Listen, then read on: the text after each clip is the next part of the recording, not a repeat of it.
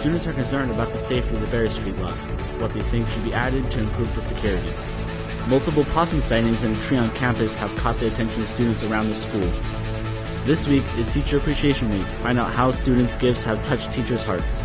All of this and more on All New TigerCast News, December 8th, 2014. From Eye of the Tiger, this is TigerCast News. Broadcasting from Studio 403 in Roseville High School.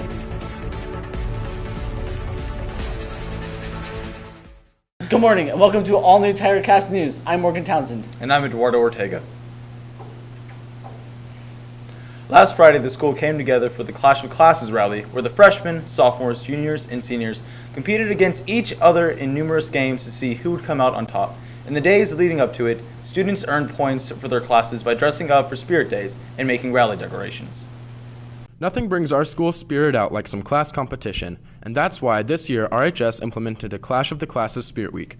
All of the students were able to get into the spirit of things throughout the week with every Spirit Day. Lucas Erb showed off his ability to dress without worrying how it looks this last Monday on Mismatch Monday. Joe Maley showed off his patriotic pride this last Tuesday for America Day. On Wednesday, Mrs. Shishito and Miss Gregory showed off their school spirit by sporting their workout clothes for Workout Wednesday. And Pia Diaz made a great hash-slinging slasher on Day. These were all opportunities for RHS students to earn points for their class, and the week was topped off with a Clash of the Classes rally. Several games like jousting, RHS trivia, and dodgeball pinned class representatives against each other. At the end of the competition, the juniors finished in last with 2,045 points. The sophomores and freshmen tied for second with 2,815 points. And the seniors were deemed champions after finishing on top with 2,845 points. The talk around the campus is that this was the best rally of the year so far.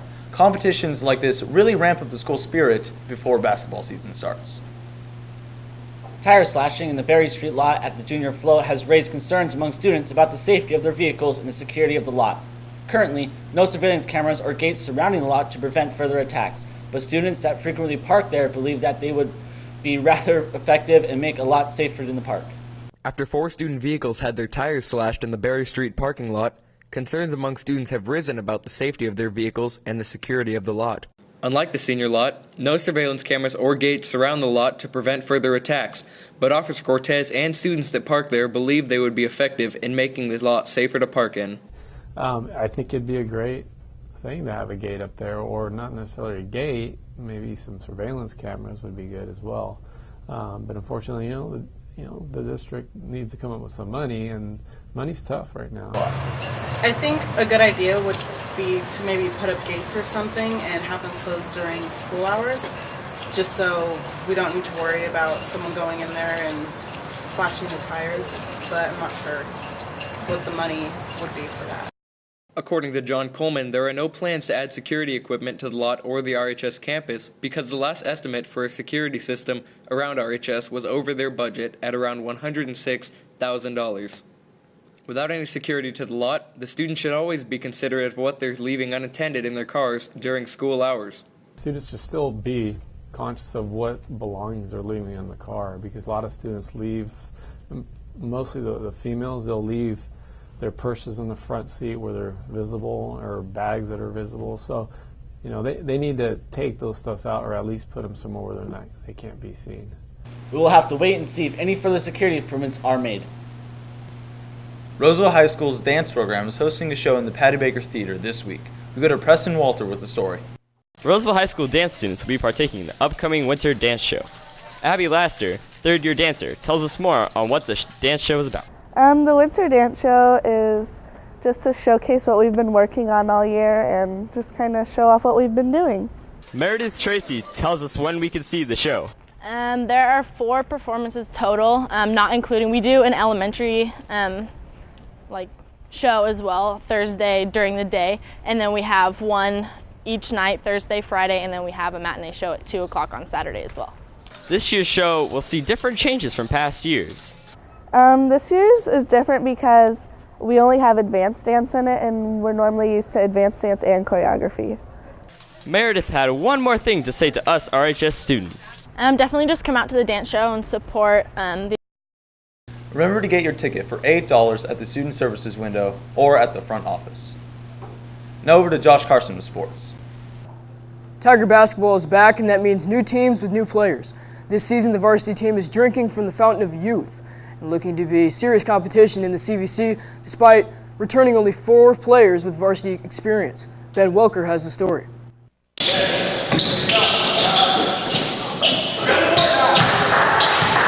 The varsity boys basketball team will be unlike any other Roseville has seen. Not only is it a new league that they are playing in, but only 4 players on the team have varsity experience. The 6 sophomores and 3 juniors are brand new to the highest level. Our team this year is very young. A majority of our team are sophomores. We actually have 6 sophomores on the team. So we are very young, and our inexperience will slow us down, but as long as we work hard, we can try and progress and build up our team chemistry. I expect us to play good, but I also am expecting to have a lot of fun with my guys, all my last year guys, seniors. And I think that we could have something special going in, even with a new league and everything. You never know. Varsity coach Greg Granucci knows that this will be a team different than the ones he has had before and shared his expectations for the season. Just to get better every day. It's hard to tell right now because we're going in a new league, and our team is totally revamped from last year. We only have 4 returning players with varsity experience and 10 with none. So it's going to be an interesting season, and my expectations are we just get better. We will look into girls varsity basketball next week. Now back to you, Eduardo. Thanks, Josh Carson. In other news, possums have invaded our campus this year. There's been 2 possum sightings in a tree near the greenhouse in just the last month. We speak to Braden Leach, an RHS junior, who got an in-depth look at the nocturnal culprit. But we don't know if it's the same possum or not, but it keeps climbing into that tree outside of the 700s little area by the greenhouse. He seemed pretty upset. I think he was having a bad day. They've been releasing it out at the creek over past the mechanic shops, and so there's a creek out there off this trail. Maybe that's where they've been releasing it. We called Animal Control, who informed us that the recent appearances of possums pose no threat. In an effort to save energy this Christmas season, the Roseville Unity Exploration Center is giving people the opportunity to trade in their old lights for new LED lights. Not only are the LED lights more energy efficient, but are more safer and long-lasting. We talked to Roseville Energy Unity manager about their efficiency. One half of the tree has 100 incandescent bulbs. The other side has 100 LED bulbs. And we have a watts up meter that tells you how many watts each of those strands are using. The incandescent is using about 40 watts, and the LEDs are using 3. The Roseville Utility Exploration Center is located on Pleasant Grove, right next to Wood Creek High School. The event will last as long as supplies are available. This week, teachers and staff are being acknowledged for their dedication to students. Alyssa Stepper has the story. This year, there's an additional Teacher Appreciation Week starting today. This year, the Teacher Appreciation, it's the same as the one that we do next semester in the spring term, but that one is usually AVID and probably peer helping, and a lot of other people kind of come in. Peer helping blesses teachers. AVID, I know they usually throw a breakfast, but this term, for the fall term, we're basically just going to do just the basics, keeping teachers spirited, telling them that we appreciate them, all that good stuff. There are many ways you can show your appreciation, including cards and other creative gifts. Mrs. Lane and Mr. Stewart told us the most touching gifts they've ever received from a student. The most touching gift I ever received, I think when a student made me a pot of artificial flowers on the end of pens to decorate my desk. That was a touching gift. Most touching gifts I've got from a student is when I was first couple of years of teaching, my family was down to 1 car. At the end of one of the school years, one of the families that I taught gave me a car. They gave me a car at the end of the year. Now, it wasn't a brand spanking new car, I'll give you that, but what had happened, a month before school ended, their grandfather had passed away. And they didn't want to give it to me during school because they didn't want to think I was playing favorites or anything, but near the end of school they said, you know what, we really want your family to have this. So they gave us, back then it was a 1979, I think it was a Monte Carlo. So that was really nice. Gifts of any size or kind are always appreciated. You can show your appreciation with words, you can show your appreciation with actions and gestures, you can show your appreciation with gifts. There are all sorts of ways to let people know you appreciate them. Show your appreciation by giving your teacher a heartfelt gift this week. This year, students at RHS are able to purchase Good Luck Grams to send to their friends during the finals week. We talked to Oksana Fayek for more information. During finals week, we feel like a lot of students get stressed out, so we wanted to do something to maybe take away some of that stress and just have that little treat that will get the students in a better mood.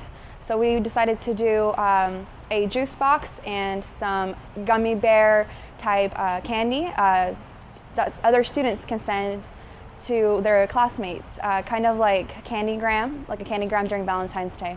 But it's just saying like good luck on finals. They'll be for sale December 8th through the 11th on the cafeteria stage, and the $1 will get you a juice box, like I said. And Good Luck Grams will be on sale during both lunches this week.